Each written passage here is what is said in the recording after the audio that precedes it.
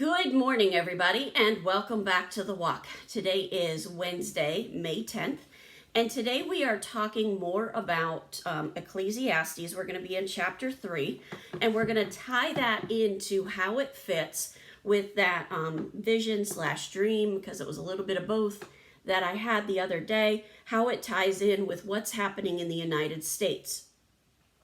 So as we begin chapter 3, in verses 1 through 20, it's all about how destitute the situation is for the people who were designated as God's people. Because they rejected God, because they fell into that sin, because they allowed that spirit of religion to lead them rather than to be led by the Holy Spirit.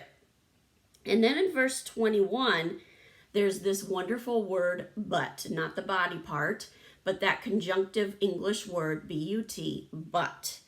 And we go around in Christianese and we say, but God, because there's so many places in the Bible where it says, but God did this, but then God did this. And this is one of those statements, but it's more about the change of the person's heart rather than what God had already done. So, and I'm going to trust you to read verses 1 through 20 on your own. And it's all about how desperate their situation is because of God's wrath, because of God's punishment that has come upon them.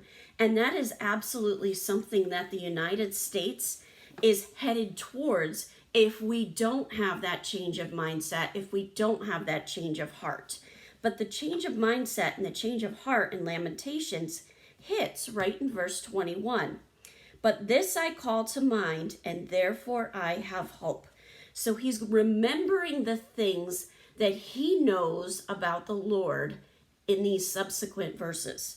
The steadfast love of the Lord never ceases. His mercies never come to an end. They are new every morning. Great is your faithfulness.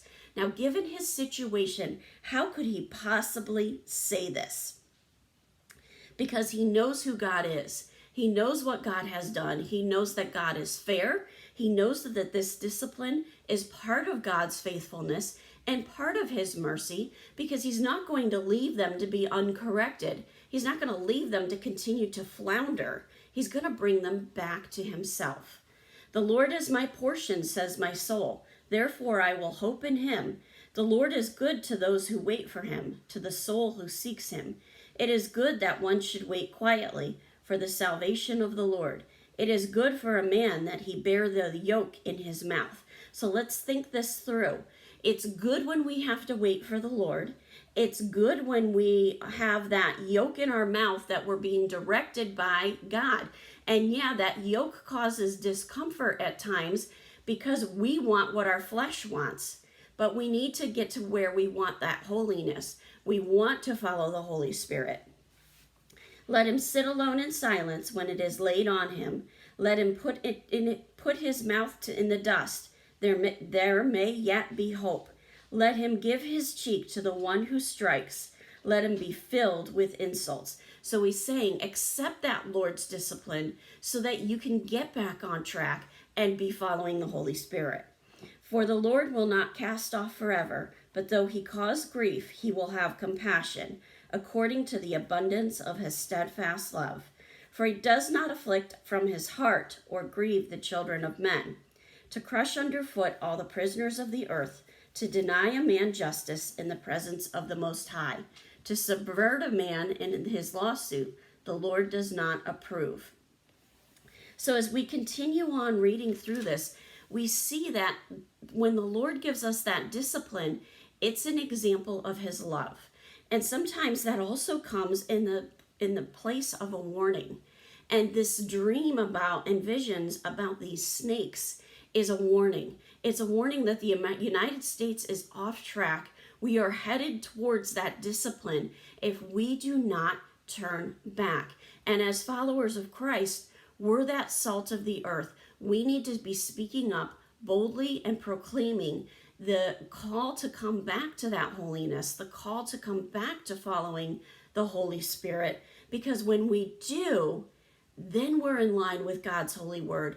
Then the Lord will bless us. Then the Lord is continuing to encourage and build us up, and we're empowered through that Holy Spirit. But if we're not following the leading of the Holy Spirit, how could we possibly be empowered by him when we're rejecting him? It's like we're saying, yeah, we want the power, but we don't want to have to follow you. We don't want to have to do what you say. We'd rather follow that spirit of religion and be led by this demonic power. And that's a spit in God's face.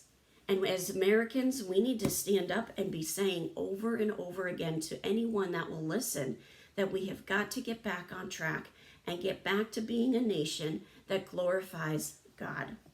Have a wonderful day. God bless, and keep walking the walk.